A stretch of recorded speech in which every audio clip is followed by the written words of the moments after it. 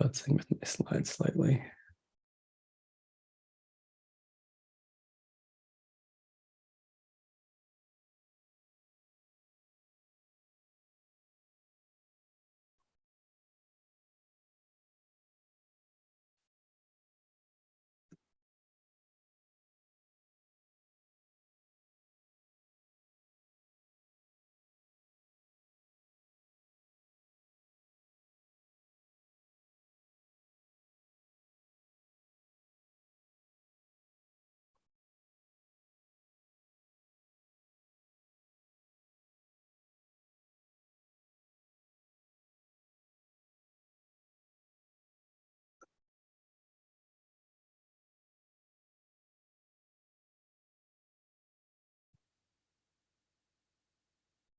Okay. Welcome back to the Summer of Protocols guest talk series. This series is part of an 18-week program where a cohort of 34 researchers are exploring the various aspects of protocols. You can find out more at summerofprotocols.com. Today, we're talking with Evan Miyazono on putting protocols into practice. Our next session will be next Wednesday with Janine Ledger, who will be talking about the pop-up city Zuzulu. You can see more at the program calendar at summerofprotocols.com. And so with that, I'll pass it off to Venkat to introduce our speaker today. All right. So welcome, Evan. And I think this talk is special because this is the first speaker we've had who works for a company with protocol in the name. And his job title like explicitly involves protocols. So he heads up research at Protocol Labs. Evan is a physicist by training, and now he leads a variety of projects at Protocol Labs. And for those of you who are not familiar, that's where IPFS and Filecoin come from. So IPFS is the interplanetary file system. It's the decentralized backend for a lot of Web3 and crypto projects. It's kind of like a very important adjacent technology. And all the talk you hear about converting platforms to protocols in one way or the other assume something like IPFS exists in the backend. So this is like coming from an important element of like the protocol movement. And Evan is going to talk to us today about, I guess, a whole bunch of like developing initiatives at Protocol Labs. So over to you, Evan. Thanks. I really appreciate you having me. I'm excited to share. I love talking about protocols, as at least some people in the audience who have spent probably more time than they'd like chatting with me about this kind of thing can attest to. And overall, I want to talk through kind of 3 steps, how we come to the protocols as mechanism design and think about like the lessons we've learned as Protocol Labs in hindsight. Also, some of the protocols that we're currently pursuing that I'm currently pursuing around funding of public goods, coordination mechanisms that seem very important, and then also some amount of protocols for the future that we want to build and deploy and have be incredibly widely used, but are currently mostly just ideas or like a blog post or two. So it's going to go from very concrete things where I can talk at length in tons of depth to things that end up being very speculative towards the end. I think the last section is like 2 slides, so don't worry if it seems like I am not going to finish on time. It's probably because I will have to churn through a lot of things, but I will still maybe churn through fewer things than you might expect. And then I wanted to briefly add disclaimers that a lot of the learnings are observations. I will say we a lot, and it may inflate the perception of what I have accomplished personally or what I've been a part of within Protocol Labs. But a lot of these things are learnings that we have as a company or as teams. And like I don't want it to sound like I was in the trenches every time. There was a lot of like me supporting from the sidelines and being an observer. This is the first time that I'm giving this talk, and so there might be a little bit of lack of polish on the presentation. And also, I can't promise that, like, the level of context I assume is pretty inconsistent across the talk. Feel free to interrupt with questions of like, what does that term mean? What do you mean by that term in this context? I tend to get very distracted, especially if I'm sleep deprived, by trying to keep track of some text thread that's ongoing. So I'm explicitly pointing out that I'm not going to be checking the Discord until after I finish talking. But feel free to interrupt and raise something, especially if like someone writes a thing and you as a viewer have that question as well. That, like, especially if there's two people, that means probably more than just the two of you. Whoa, that tea is very hot. Sorry.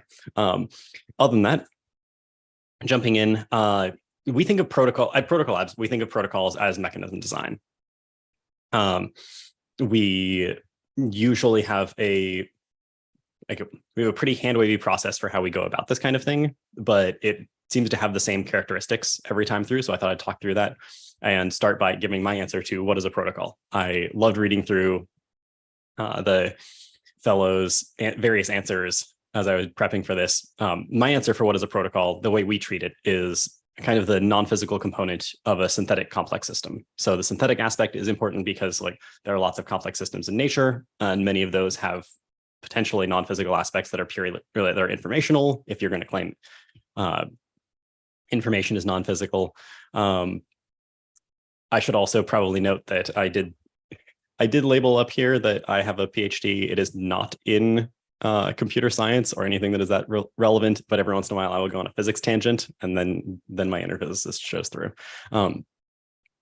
When we think about this, there are lots of complex systems that you could talk about: the economy, the internet, society, like a government, a company, and all of these things have both physical and non-physical sides of things. And so we focus mostly on trying to design the non-physical side so that we have impact that is highly scalable. We think that just creating the habits and affordances can change what it is that the global behavior will look like.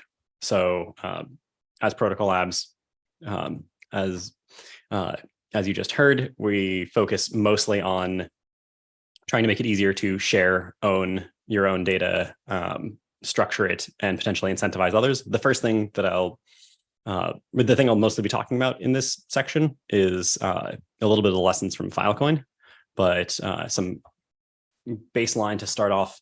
Can I get a show of hands, or maybe even some like check boxes in the chat? For how many people is this like very intuitive? The like game theory is the mapping from rules to strategies to outcomes. You start with set of rules. Seeing some like yeses, nods. Great. Awesome. If you haven't seen it, I would definitely recommend playing around with Nikki Case's Game of Trust. It's super interesting in that you get to actually do this mapping from rules to strategies, and then observe the like simulation of strategies to outcomes in a repeated prisoner's dilemma. It's presented very cleanly, very well. But like the part I wanted to emphasize here is that the rules are very compact, very simple to express the rules. If you wanted to look at the rules of something like checkers, that gets a little bit more complex. You want to look at the rules of Monopoly, that gets notably more complex. You look at the rules of something like Filecoin, and you have 434 pages just to define the rules of the protocol. And that doesn't even include all of the rules that are implicit in a lot of the other layers of the system, the affordances or constraints that are placed on you by the internet protocol. TCP, things like that. So rather than like, this is kind of the analysis that we expect to have to do when it comes to the strategies themselves. The game itself is like, this Game of Trust is really interesting because you get to see like a few canonical strategies within the repeated prisoner's dilemma. Usually strategies aren't as well thought out as, or like well established as this. And so you have to do a lot of work to try and figure out what the strategies are. And usually it's a surprise, like usually one should never be surprised that there is a strategy that is impactful that one has not thought of. I saw a paper a while back that showed people creating new strategies for handling how they send packets over the internet. It like, you may or may not know that like both ants and routers will do linear increase, multiplicative decrease, where like if packets or ants get through, then they start sending more along that line. If some start not coming back, then they start halving or like fractionally reducing the number of entities they're sending that direction. It turns out that that is not a Nash equilibrium. And if you do not do that, you can shove a lot more packets through the network at the expense of the other participants. And so like the fact that people don't do this is largely because very few people hack their own routers. But you could presumably get much better connectivity if you take an adversarial strategy in like a very crowded stadium type thing with your packets over the Wi-Fi. Just interesting, highlighting that the rules are kind of easy to frame. Strategies are very hard to scope. And then even when you have strategies, it can be computationally intensive to define outcomes. Mechanism design is kind of the inverse of this. You're going from outcomes to strategies and then to rules. For example, we might say Protocol Labs wants a decentralized cloud storage platform. And to do that, we have a strategy where like generally your block reward is incentivized. There is a block reward that incentivizes useful storage. And the rules are that you have to generate and commit computational proofs, or cryptographic proofs that you're continuing to store unique copies of useful data. Like this is a general process that you could go through, but of course it's nowhere near as clean as this. You don't generate over 400 pages of a spec in order to achieve something this simple.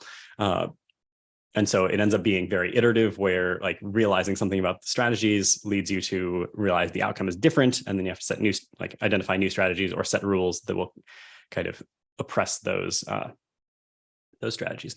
I wanted to briefly pause and get a little bit of audience engagement, have like one or two people mention a protocol they've been thinking of and think of it in terms of mechanism design. Like how intentional was it to like elicit this kind of outcome? How explicit do the rules seem? Because I think that there's like a lot of diversity of protocols here. It's not just internet protocols, but like I didn't have the clearest sense of how relevant these claims would be even to some of the protocols people are thinking about or talking about. Like anyone want to jump in and Timber? Yeah. I had an interesting one yesterday. I was like trying to find a friend and both our phones were dead and we were at this like market and we both ended up going to the entrance to the market like organically after about 10 minutes of walking, like without seeing each other. I thought that was interesting because there was no set rule. We never talked about where to meet. Just like, oh, see you at the market. And they came from inside the market and I came from outside the market at the same time. Oh, wow. So, I'm sure you've come across the idea of a focal point or Schelling point from game theory, where like the classic one is oh, it's not in here. The classic Schelling point is, oh yeah, here we go. As a group of people meet a stranger in New York, you can't communicate with them. Where do you choose to meet? And there's like this implicit coordination game that is like, oh, like most people will choose noon at the information booth at Grand Central. Like it's interesting that like these are things where most of the rules are like very implicit. Most of the context is pretty global, but we seem to do a surprisingly good job coordinating. Anyone else have an example of a protocol that they spend most of their time thinking about, but not in this framework?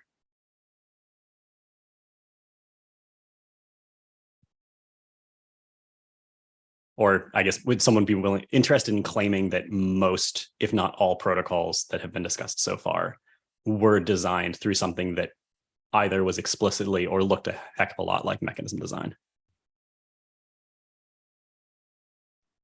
Online forums come to mind for me, and it feels very organic despite the name.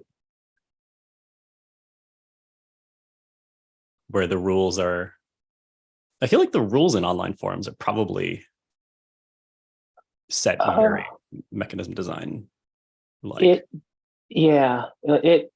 I guess it depends on which forum, though, since it begins with anarchy, and then eventually, once there's a lot of dysfunction, there have to be some sort of strategies.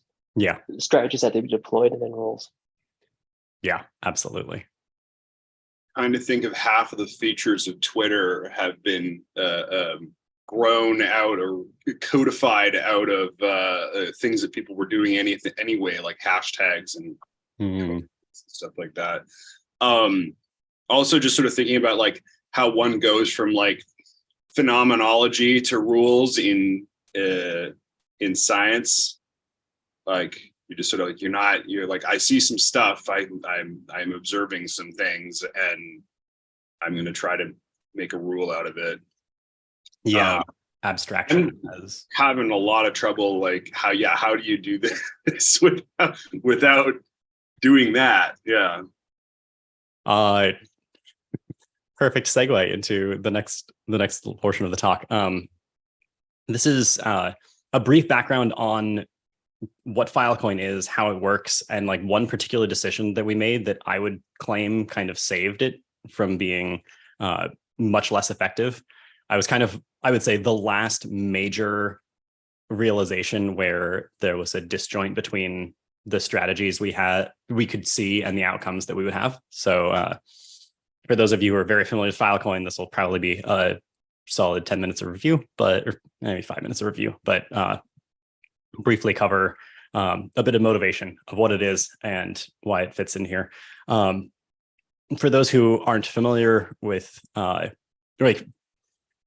start a little bit on background of crypto. I would claim that the most important thing Bitcoin did was it made money computable and allowed practical digital scarcity. It was very challenging to make a bank account with software alone before Bitcoin, and now it's a few lines of code.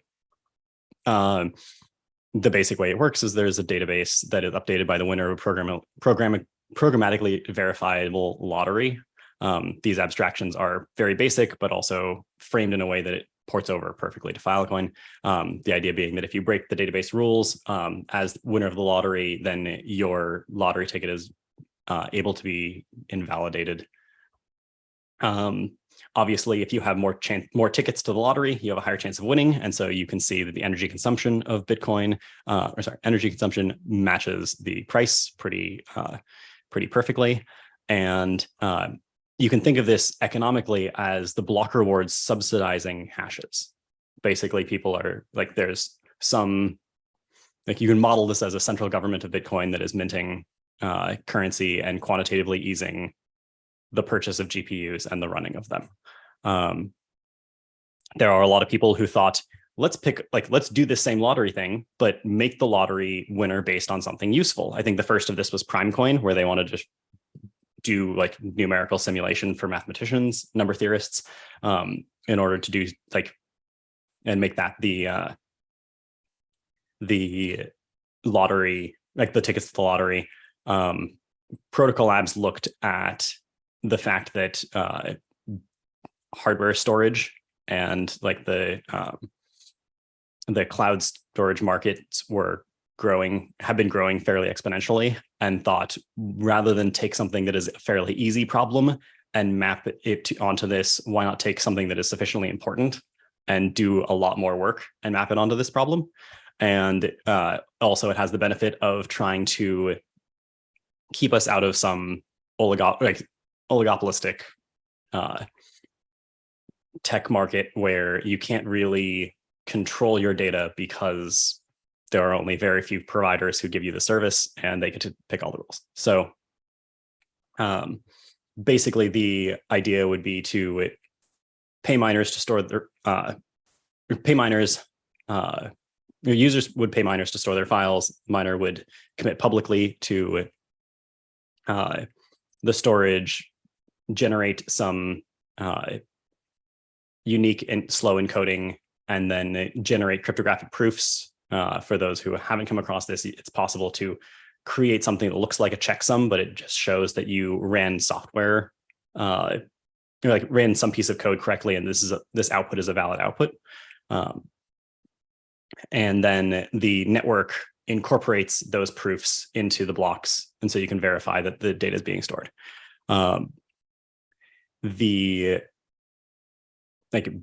is a requirement that you have multiple copies of a file being stored for this to be useful, so you don't make sure that these that someone is claiming that they're storing all the copies of your file and then they're just pointing to one thing.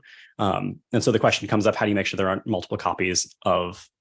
So how do you make sure there isn't one copy that everyone is pointing to? And the way we came up with that was proof of replication. And this is like kind of a microcosm of how you do mechanism design in this context of like, if you ask a bunch of people to store files, then it's possible for someone to, like, you realize there's a strategy of like taking all of those files and having 10 unique pointers to that one file instead. And so the rule that we add is that instead of storing the file, you instead store something, a replica that is slow to generate. And so the idea would be that when the data is sent out originally, there's some sealing process that you do to unpack it, or to encapsulate the data. And then you can very quickly be challenged and generate a proof that is easily verifiable. Whereas someone who isn't actually storing all 10 unique copies of the data has to generate this sealed copy first, and then they prove and they time out on this verification window. So thinking through something like that, you realize that, like, you start to ask questions like, okay, what is the how computationally complex does this need to be? You obviously want it to be the shortest, like you want this to be as lightweight as possible so as many people can participate as possible, but you also want the fastest attacker to be still slower than the slowest honest prover. And so you can start evaluating things like this and see how, like, what constraints are there on the system that we need to be able to satisfy to make this a useful system out in the wild, where the strategies that we identify as being malicious lose to the ones that are just rational and still contribute to the system. If you can computationally verify people are storing files, then using a block reward to do that same sort of quantitative easing that I described earlier can allow people to kind of invest in the future utility of the network. I say kind of because there's a lot of caveats, but you can roughly think of this as if you like giving an equity-like reward or stake in a decentralized network, in the way that, like, if you were a centralized company, you could give stake in the company itself. One thing that we realized, I think the last thing we realized that was like a really important, like, oh shit moment, was that it is fundamentally easier, faster to store useless bits than to store real data. And any test you could generate computationally to distinguish between fake data and real data is something that you could then use as a test to generate realistic looking data that was still fake.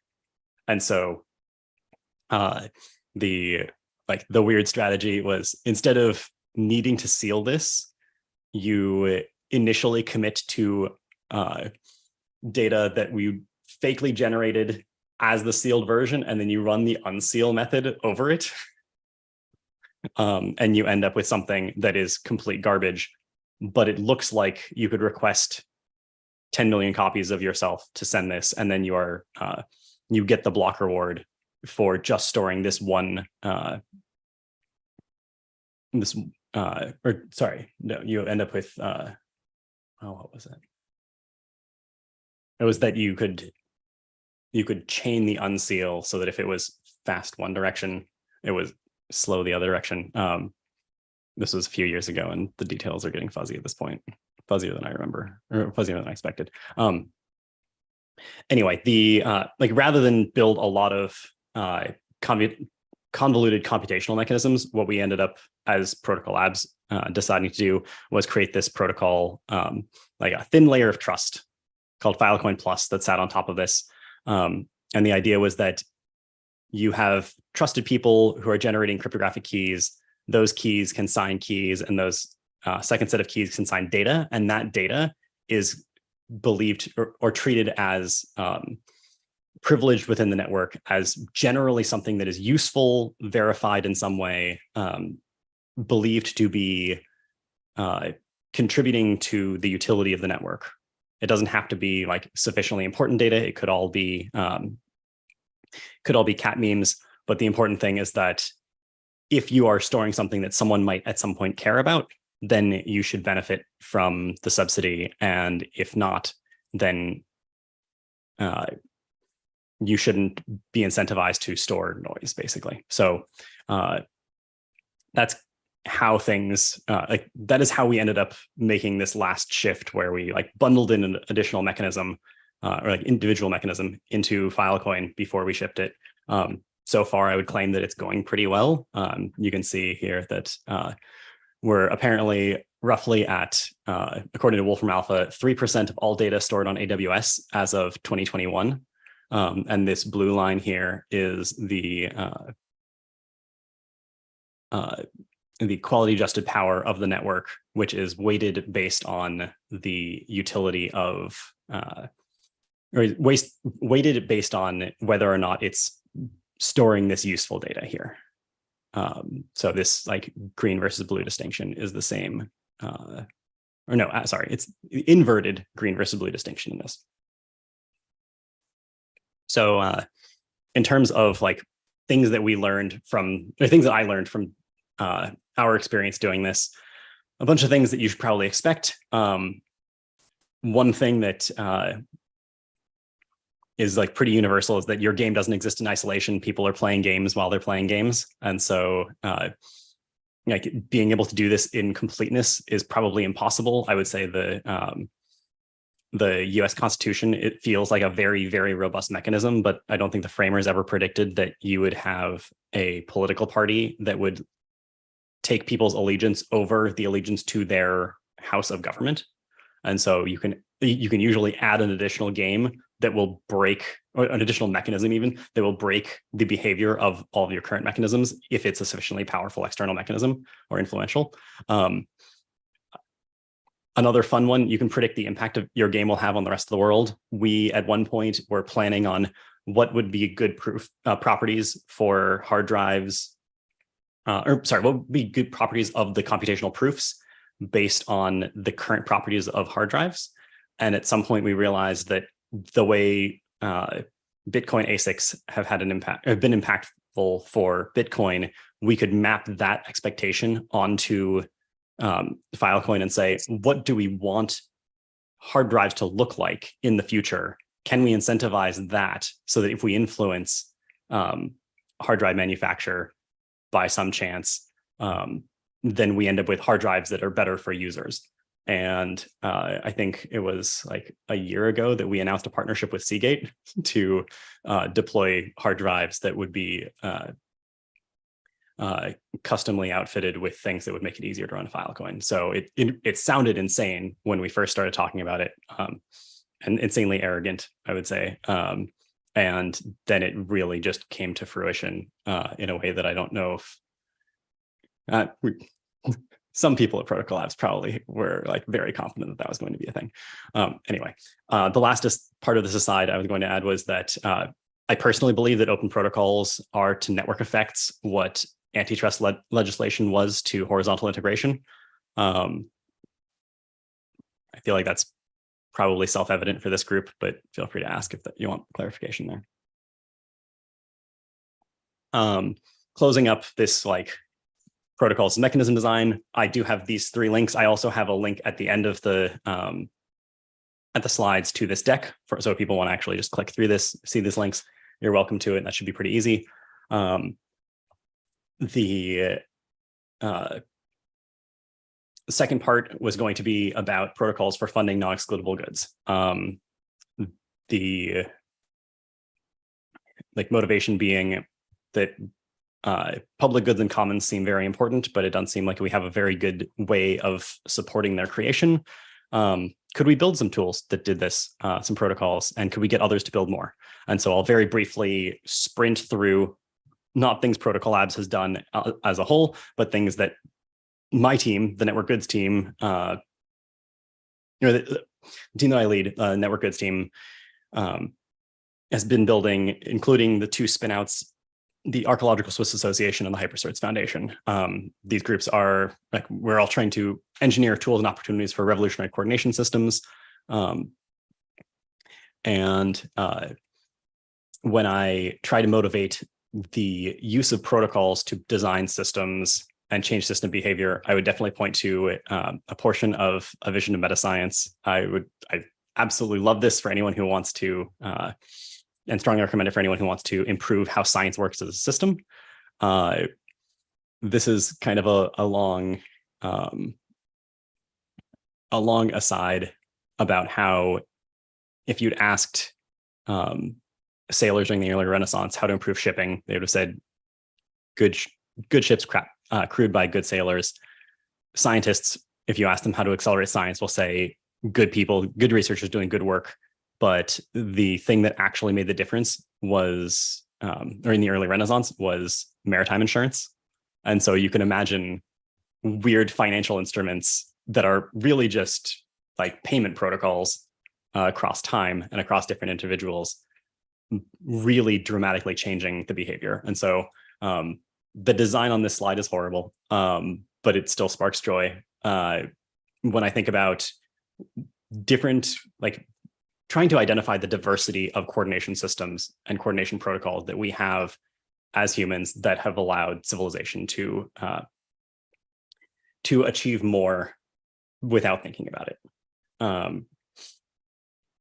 I think that like part of the motivation for me of thinking about these problems is that I think humanity faces some very unprecedented challenges. Some of them are very predictable. Some of them, like the ability for reinforcement learning systems to think creatively in ways that we didn't expect machines could, really have the potential to do to humans, not what the Industrial Revolution did to humans, but what the Industrial Revolution did to the horse. And so trying to find ways to have better protocols that lead to better coordination to be able to address these challenges seems very important. And so there's the question of, I might have reversed this. So yeah, there's the question of when we are setting out to design outcomes through mechanism design, through protocol development and deployment, there's a very valid question of what outcomes should we go about pursuing? Because if you're trying to shift the behavior of the world as a system, that's mighty presumptuous to say this is the outcome we should be going toward. There's also the fact that I think, like, if you look at this, it seems like in many ways, humanity is headed towards these Nash equilibria that are very defect in the zero-sum games of like economics or corporate competition. But I don't think that this is fundamentally based on a desire to be malicious. I think that really people follow their own personal incentive gradient. I love these, like, this is, I think, Goethe's framing of Hanlon's razor. Hanlon's razor says, usually ascribes it to stupidity, but I think that misunderstandings and lethargy are probably a more charitable and more reasonable, like more charitable and accurate explanation of why a lot of these things happen. Really love the framing, no raindrop feels responsible for the flood. Even more, I love the framing, you're not stuck in traffic, you are traffic. It really gets you thinking about how we are parts of the system. I've talked to people occasionally who say like, oh, you should step outside the system in order to change it. And like, that's fair for many systems, but like very few systems are sandboxes, and it is impossible to step outside the world economy. And so having to do that feels very challenging. And there's an additional challenge of like, what even should we be heading for? Every individual has some preference over possible outcomes. If you get a group of people together, they will have different perspectives. And if you want to say the group of people want this thing, then what you end up with is some incredibly lossy aggregation mechanism. And you really just have to figure out what subjective choices you want to make in order to aggregate those preferences in a way that is like allows you to make reasonable statements. There are things that you can say, like Arrow's impossibility theorem, that says that for some set of criteria, you can't make robust statements about what a group of people want, because you can end up with cycles where like some peasants want the king killed, some peasants want the king released, and some peasants want the king to be jailed. And like everyone lists their preferences, and you end up in deadlock because there's like everyone will prefer a different outcome to the current one, or some sufficient threshold will prefer a different outcome to the current proposed one. When I talk about aggregating preferences, it might sound like it's a very specific thing that you rarely have to do, but if you think about this in practice, markets aggregate preferences, democracies aggregate preferences. Like every time that like companies aggregate preferences, they make like every possible governance system is actually just an aggregation of preferences in pursuit of a goal. These things tend to be in super high dimensional decision spaces. And I like to point out that if you are trying to manage a group of people through a lot of ambiguity, then defining the differences between right, it may be that you are in an infinite dimensional vector space of like the differences between your approach and someone else's approach to achieving goals.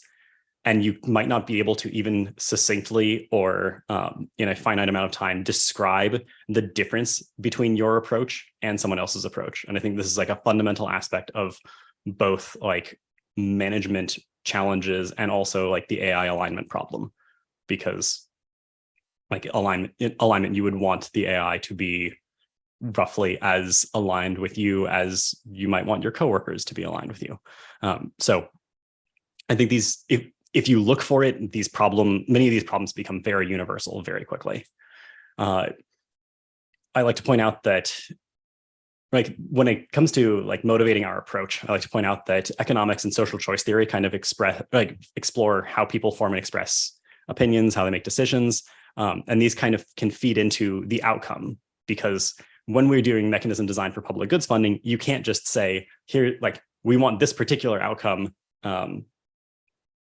Therefore, these are the strategies and these are the rules. You kind of say, this is the meta outcome we want, where we facilitate the better setting of outcomes or target outcomes for various people or communities.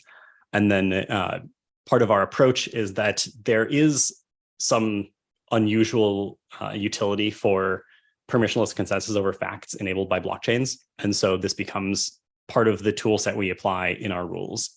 And we are setting up ways of having better mechanisms for consensus over opinions in the same way that blockchains have enabled better consensus over facts. Usually people talk about consensus in a computer science sense. It's like, we just need to decide whether this is a 0 or a 1, whether the Byzantine generals are going to invade today or not. But it turns out that in practice, this gets a whole lot more complicated if you want to agree on things that are not even finite in the decision space. And so there are things that you can do to try and support that. One of them is that you can identify potential like modularity in how you aggregate subjective opinions. I'm a big fan of quantifying the subjective. Just because it's subjective doesn't mean you can't rank it on a scale from 1 to 5. And so we've been supporting a lot of things connecting to evaluation and aggregation of subjective opinions, generally saying that you should have some scope that defines what you're evaluating, some objective measurements to inform people whose opinions you care about, a way to elicit those subjective opinions, and then a way of aggregating them, and then probably some reward or some decision that you're making as a result of this. And it was delightful to find out that optimism with their retro PGF think through these steps in exact, like they call them different names, but they think through them exactly the same way. Very briefly, I will throw some thoughts about 3 different directions that we're pursuing in order to support these public goods funding mechanisms. The first is the idea of using hypercerts as a product. General thesis is that when you are funding impact, you have to both identify what outcome you want to achieve and also identify who will be successful in achieving that outcome. And with grants, this is done as like one action by one person or entity. But you could imagine this being split. In fact, the way that private goods or club goods are achieve this goal very effectively through markets is basically by having the founder, the people who could be successful, trading capital for stock via some people who are comfortable taking financial risk and potentially good at identifying what or who is likely to be successful. And then after the fact, the acquirer or the market generally specify what success looks like, and they quantify how valuable that is. And if you wanted to do this for non-excludable goods, then the challenge is that your stock, which is the net present discounting of future cash flows, should be worthless by definition, because if you can't exclude people, everyone's a free rider, you will have no money, therefore your stock should have no value. We think that if we create a good affordance to allocate in proportion to contributions in the same way that equity does, that you should be able to have prizes or facilitate the creation of prizes or retrospective funding from governments or foundations or other people who would otherwise be specifying the success, and split this role so that some sponsors can identify teams that could be successful in achieving the goals of the retro funder. So this is how we think about one potential future for public goods funding. The hypercert itself is an ERC 1155 with 6 fields. They're called hypercerts because they're actually like they are like convex, or they're claims to a convex subspace of a 6-dimensional space that are these dimensions. One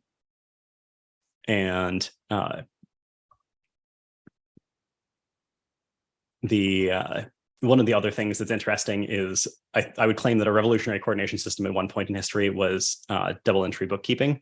And the fact that you can take hypercerts and you can generate them independently, you can merge them after the fact, and you can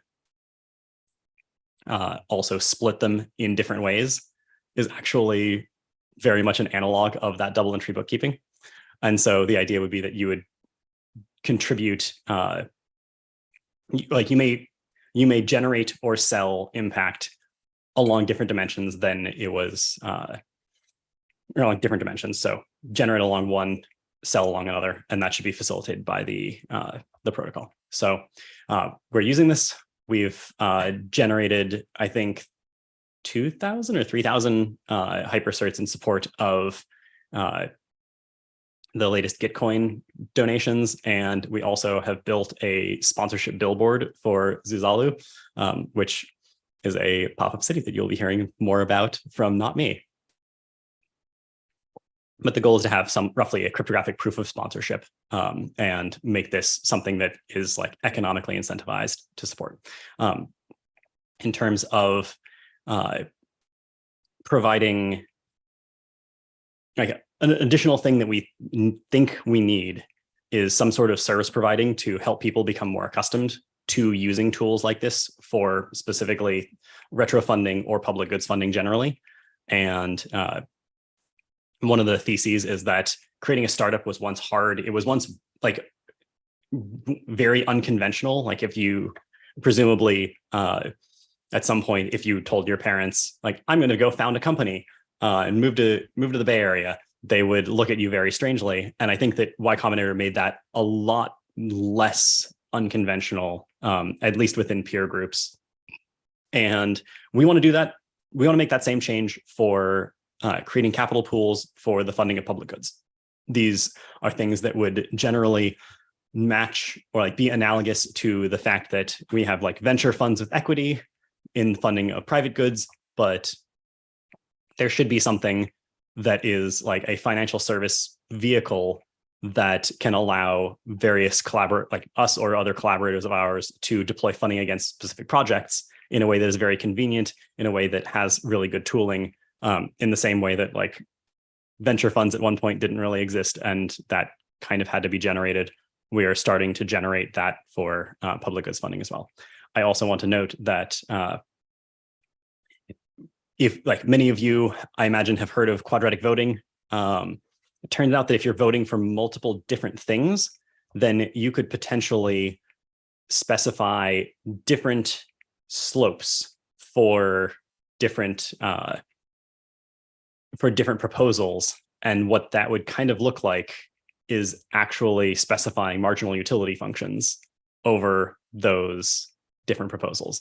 And there is a tool that allows you to specify different marginal utility functions and cascade maximizing the utility of every dollar deployed through some grant funding system. And this system is called the S process. And we are in the process of helping the Survival and Flourishing Fund open source this process so more people can use it. This is like another service that we're looking into seeing how we can provide at large, because we think that like the success of quadratic voting is incredibly impressive, but also we're wondering if we could build upon it, especially with the new with the innovators who are picking it up now. The last kind of piece that we're pursuing at the moment is forming communities.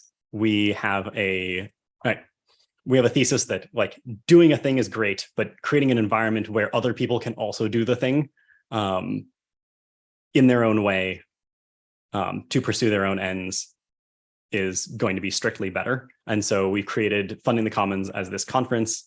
The next one is in Paris in July, in parallel with ECC. We're also doing one in Berlin in, I think, October.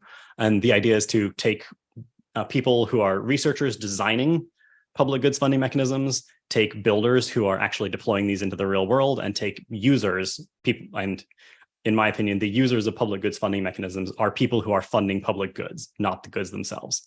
I think that this is potentially underlooked or like underemphasized when people talk about funding of public goods, that like the users have to be the people, like your goal should be to make it easier to fund public goods so that more people do it, not let any one particular project compete with all of the other projects you're supporting in getting a finite amount of funding. Here are the dates for Funding the Commons. July 15, 16 in Paris, and then Berlin, September 8 and 9, and then Taipei, December 9, 10. I may or may not be at all of these, but if this talk has been interesting, you should come flag down me or people from my team at one of these events. There will definitely be people from my team at all of them.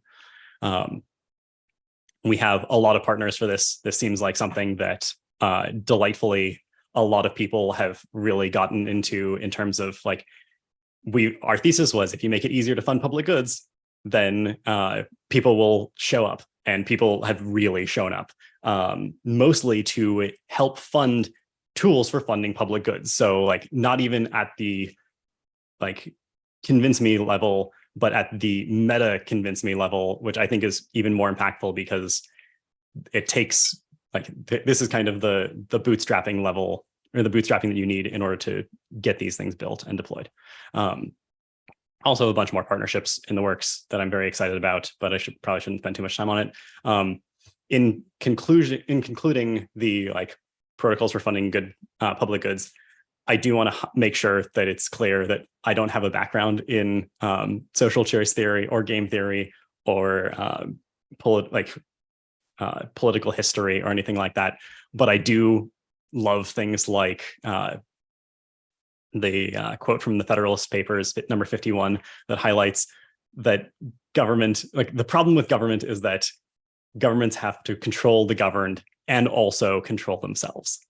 And I think that if you think about governments as a protocol, this holds true. Like any protocol that influences human interaction needs to both do a good job of like mediating the interaction between people and also be sufficiently updatable and mutable that it doesn't become kind of tyranny of the dead. Completely unrelated, would definitely I feel like a group like this would love the game Gnomic.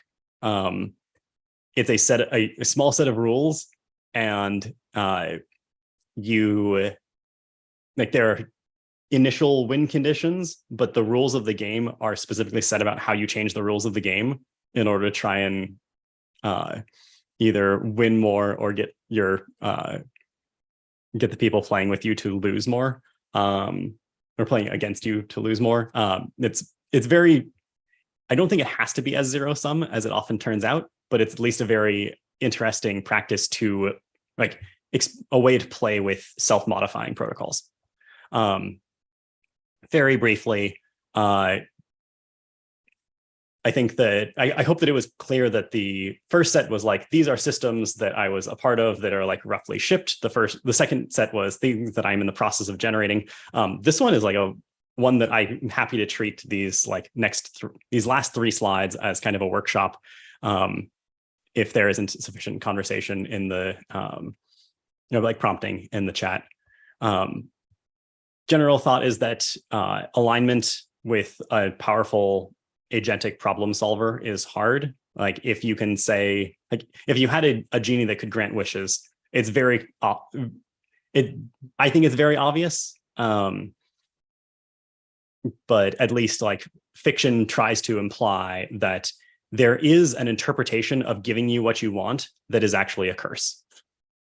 Classic example being King Midas turning everything to gold. But like, I think that it's odd that this does seem to show up again and again in fiction, where like, if you say, someone gets a chance to wish for a thing, wish that the world were different in some way, and it just makes the situation worse. And I know that the origin of these was probably be happy with what you have, but in reality, this is I think parallels is a good lesson for why it's very dangerous to ask very unaligned, powerful entities for things. There's the example of like, if you ask a robot to make you tea, then if you specify a list of things that you want unchanged, there's an infinite list of things after that that you have not specified you want unchanged that it will assume you don't care about, like whether or not it kills a baby on its way to make your tea. So it looks like there are increasingly powerful AI systems on the horizon for humanity. Is it possible that controllability of these AI systems is easier? And so that would look like people interacting with a large language model to generate a formal spec-like thing in a specification language that has yet to be generated, that would be used to prompt, but also confine the policies of some reinforcement learning system, where any policy that comes out is computationally verified and or computationally guaranteed to match this spec. And then that policy can be reviewed before it's deployed into the world. This is like a very hand-wavy version of this slightly more complex framing of what is generally referred to as the open agency architecture. And and then the even this becomes a much more complex protocol if you think about actually deploying this into practice and what that would mean. I don't actually know if I link this into the slides, so let me drop it into the Discord at least. So the thought is, we could have a system where if you have a group of people, you will get some policy. Maybe that's some policy that does what they want it to do. This could be a screen for like bioterror related purchases from things in the economy. This could be a piece of software that meets some formal verification spec that people can generate. Most of the things that you would want an AI to do, it could be those things. But there's the important question in terms of the protocol, particularly the human protocol of how we interact with this, that I think raises some very interesting questions.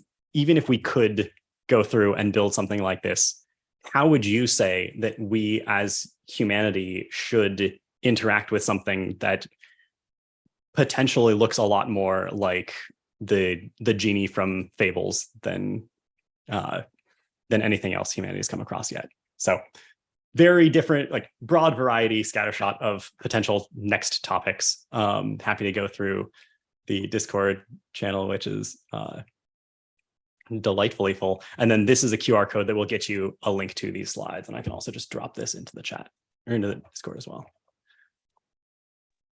Awesome. Thank you so much, Evan. We have a few minutes available for questions here. If anyone's got something to ask Evan, feel free to raise your hand here in the Zoom session. Chano. Yes, I thought that the initial reading for this talk on leverage points was very interesting, and I feel like your talk indirectly referenced some of the ideas in it, but I'd be interested in hearing more specifically your perspective regarding that reading, and if there's any points of it which you particularly agree or disagree with. I should definitely admit that I identified that reading well before I generated this talk. It is definitely my most shared link of at least the last 5 years. And I think that it really informs how I identify problems and like try to scope solutions. Definitely didn't call it out here. There are a lot more links in here that I probably, if I had planned better and allocated time earlier, shared in addition to that. I think that my favorite part of leverage points is probably that every time I come back to it, I get a little more, or it's like something slightly different out of it. I think that I have like had an aha moment about what it means to change the paradigm or move away from like create the ability to exist outside of paradigms. I feel like I've had that aha moment like 3 or 4 times at this point. And I don't even know if I could say that it was the same aha, but it has definitely led to like, well, we could change this constant, or we could create this new information flow, and it like really informs how we go about doing that. Thank you. I also should note that I have extra time beyond this. I don't know if speakers, if it's reasonable for speakers to go long, or if it is too messy for various schedules. But if people are available, I'm happy to hang out. Anyone else questions? Timber? Yeah, I was wondering if there was like how quickly does the problem of lossy preference aggregation become intractable? Like how many users does this like public goods funding thing become too difficult? And the reason I'm wondering is like there's a lot of discussion in like economic literature about localism versus globalism, and the ability of a municipality versus the state government versus the federal government to do effective public goods management for infrastructure. Like, so how many people can you have participate in something and still have it be effective for a good number of people? I mean, my knee-jerk answer is that if you can find pockets of homogeneity, then it's very easy to aggregate preferences among homogeneous groups. Like the fact that Switzerland has a direct democracy where they regularly rewrite the constitution, I find is both incredible and insane. And it's also potentially breaking for the first time over immigration, because there is much more diversity of opinion. I think that even when you have like, and two people trying to decide where to go for lunch can be like painful in terms of preference aggregation. The general like long-term direction, I think, should either look highly pluralistic in that you have ways to empower people to self-assemble into communities where you are not a member of exactly one community, you are a member of many more than one community, and each community looks out for and supports the interests of its members. I think that I would like a lot of things that Jürgen Habermas wrote resonate with, like some of the things that he wrote as most well known for resonate with me around the collapse of the ability to be a member of multiple groups. I guess there are multiple people who have, like, bowling alone is another like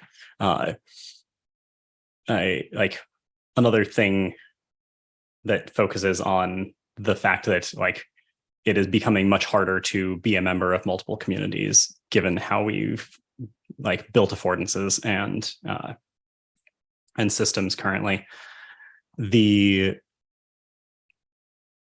I guess to directly address the like local versus global, I think you can, like, a lot of these problems become a lot less severe if you're very local, but there's also a sense in which you can get the best of both worlds from the local and global if you identify communities that are that have a lot of shared values and a lot of shared interest and a lot of shared context at global scales that highlight different cross sections. And so like I've for a while wanted to see something that didn't look like the working group or committee structure, but where like my personal vote wasn't based on one dimension of who I am, which in my government is where I live. I feel like I have a lot more in common with people who share my upbringing or my like philosophy or like my background, my academic background, than I do people who are my neighbors in many degrees. And so finding ways to do better representation like that, I think, is very compelling. Thanks. Awesome. Venkat? Hey, man, thanks. That was a great talk. One thought that kept running through my head as you were speaking is all of us as adults in 2023 have, I think, experience of a zeroth order kind of like public preference kind of like protocol, which is democratic voting in elections and things. So it's like we just express our preferences, maybe with a little bit of tactical voting and stuff. And we also have some experience with like market-like preference, where you kind of a little bit predict what other people will be thinking, and you do the Keynesian beauty contest way of doing. And I think that seems to me like almost the limit of complexity we can handle. Like, express your preferences or express your preferences based on what you think other people's preferences are, which is slightly meta. When you get to these things like quadratic funding mechanisms or like retroactive public goods, where you have to like do, I don't know, backwards teleological reasoning in time, at what point, like, first of all, do you have any advice for how to even participate in these protocols? Because I have zero intuitions. And second, is there a general issue with more and more complex crowd participation protocols becoming like computationally intractable for the average agent embedded in them? Yes. In terms of like specifically how to participate, the challenge frequently feels like it is finding funders who are willing to host or like create open like opportunities for these types of systems. I mean, if someone watching this runs a DAO and wants to create a better voting structure than the working group structure that I described, like I would be interested in chatting about what that could look like. But like it would be weird to have a system that was purely set up to try novel governance practices that wasn't also trying to achieve some other goal first.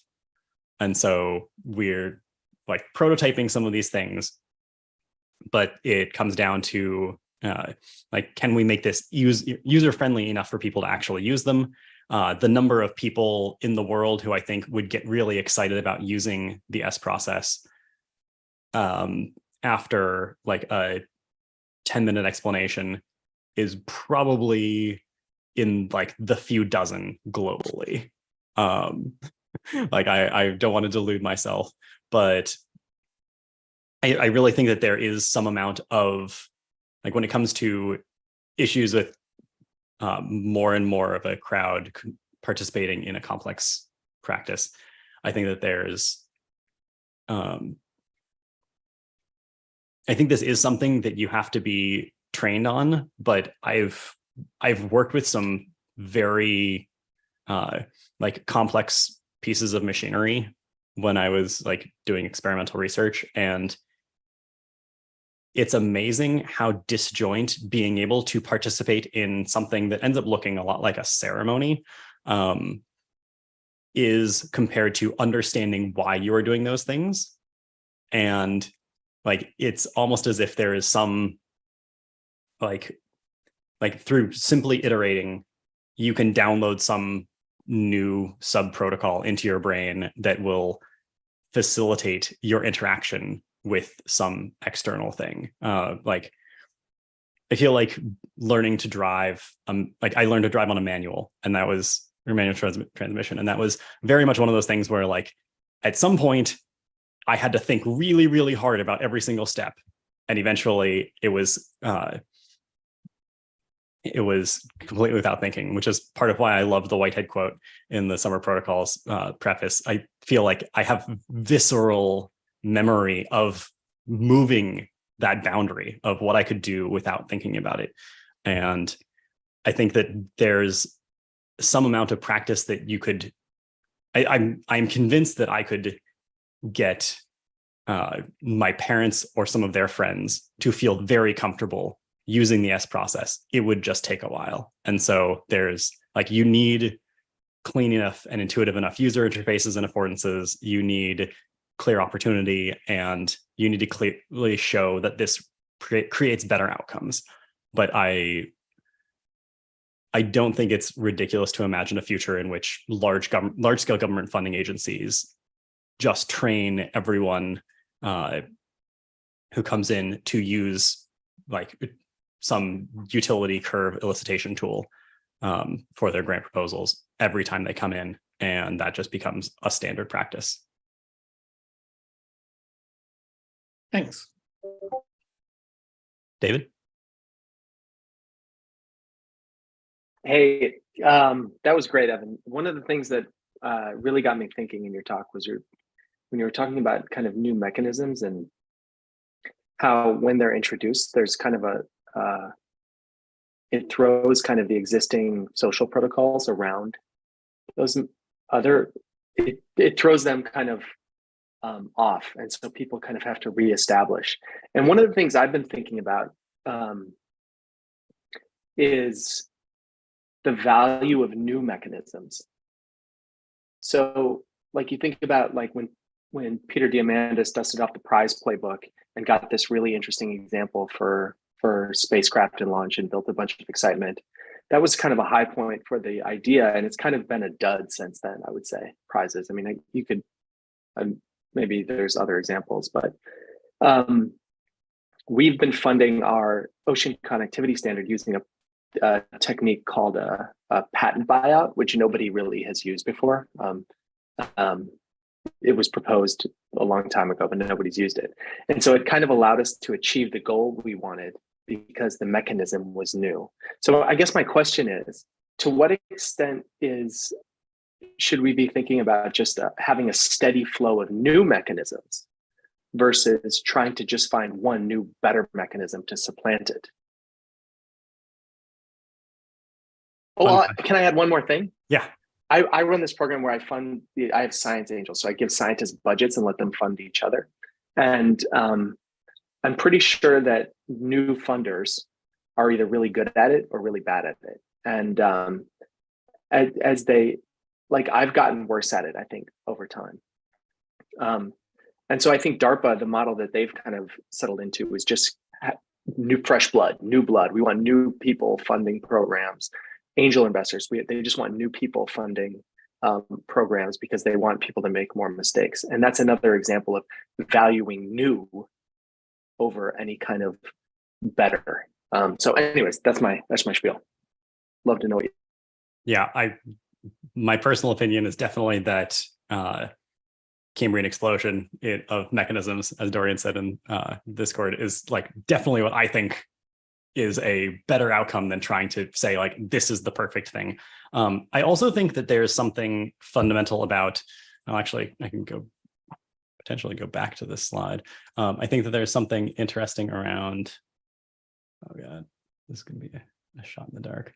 Wow, first try. I think this, like the idea of having very clean interfaces where you can have modularity of mechanisms is something where like we haven't seen this nearly as useful as we would have wanted, as we should want.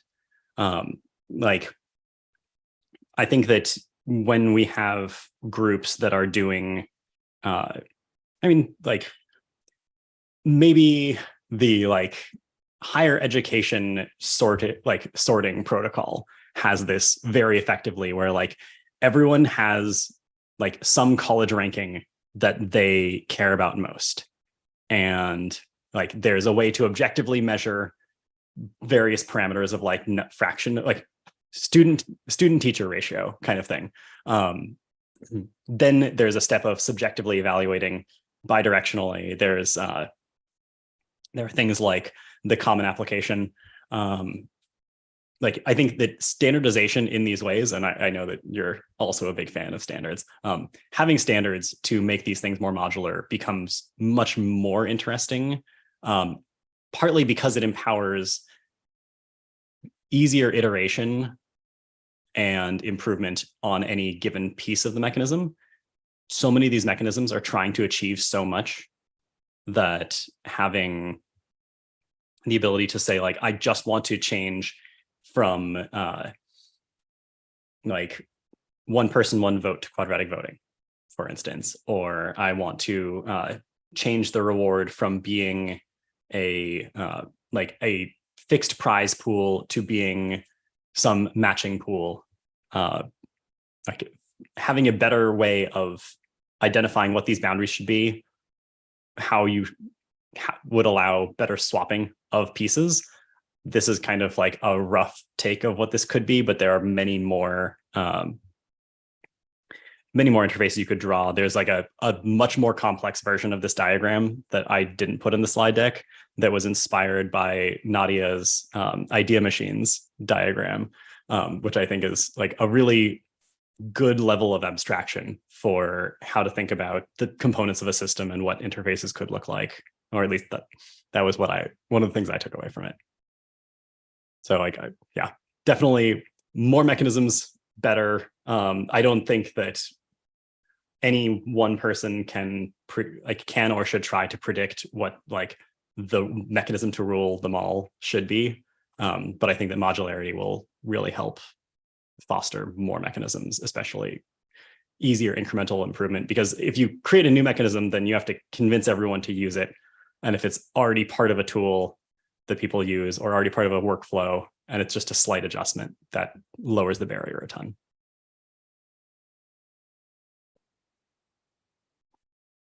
Any other questions or comments? Is it worth spelunking into the Discord channel?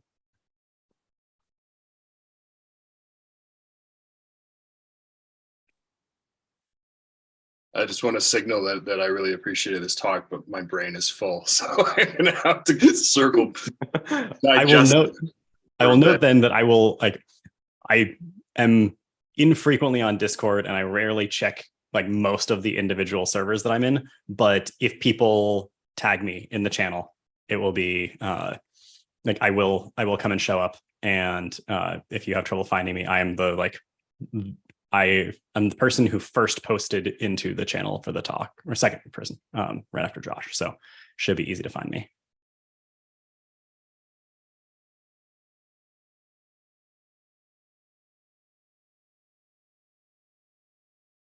All right. Sounds like brains are full. I'm going to call that a success.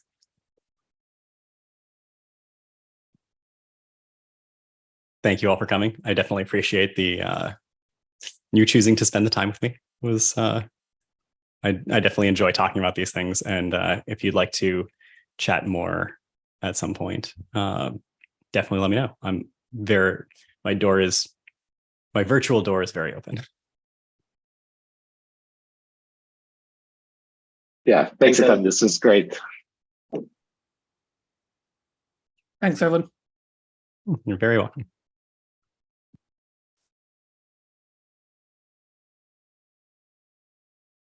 Right, so we'll see you all next week with Janine Lager's talk on Zuzalo, which we got a preview of this week, I guess. Cool.